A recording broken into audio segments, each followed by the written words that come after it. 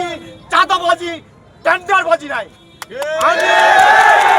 আমি জনাব তারেক রহমানের কাছে আকুল আবেদন করছি, অ্যাডভোকেট দীপেন দেওয়ানের পদত্যাগটা যাকে উনি সহৃদয়ে যাতে গ্রহণ না করে, তার মন্ত্রিত্ব যাতে ফিরিয়ে দেন। সাল করে তাকে নানাভাবে ফেঁসিয়ে তাকে পদত্যাগের জন্য বাধ্য করা হয়েছে।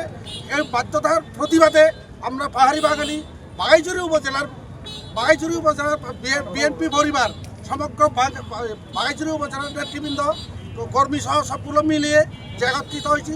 আমরা দীপেন দেওয়ানের পদত্যাগ মানি না, মানব না। যে কারণে উনি পদত্যাগ দেখিয়েছেন সেটা না, এই অন্তরের অনেক কিছু আছে। যারা দীর্ঘদিন যাবৎ ফ্যাসিস্ট আওয়ামী লীগকে লালন পালন করে আসছে, তাদের ষড়যন্ত্রে আজকের পার্বত্য চট্টগ্রামের শান্তি ও সম্প্রীতির যে স্তম্ভ দীপেন দেওয়ান মহোদয়, ওনাকে ষড়যন্ত্র করে শারীরিক অসুস্থ করে পদত্যাগের পত্র জমা দেওয়া বাধ্য করা হয়েছে। এখনও পদত্যাগের চূড়ান্ত হয় নাই। আমরা আশাবাদী পার্বত্য চট্টগ্রামে শান্তি, সম্প্রীতি এবং উন্নয়নের জন্য এবং তারেক রহমানের, মাননীয় প্রধানমন্ত্রী তারেক রহমানের যে রেইনবো নেশন, সমতল থেকে পাহাড় উন্নয়নের যে 31 দফা বা যে পরিকল্পনা, তার বাস্তবায়নের জন্য একমাত্র উন্নয়নের প্রতীক, সম্প্রীতির প্রতীক হচ্ছে আমাদের মাননীয় মন্ত্রী অ্যাডভোকেট দীপেন দেওয়ান।